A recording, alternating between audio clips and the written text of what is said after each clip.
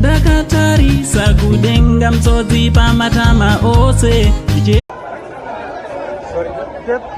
All right.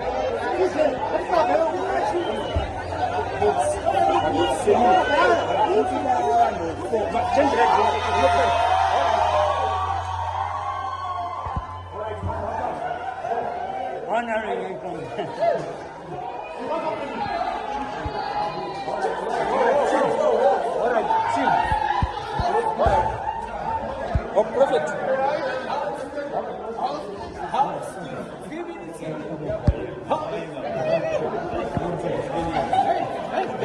Good to see you. Welcome to Mutare. All right, guys. All right.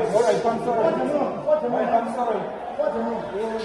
Tinera vatata ora kuti vachapinda for briefing. Saka changokumbira 4 guys va escort Prophet ndovachangokumbira kuti vapinde. Varipo 4. Then the Diamond FM team vatata taura navo.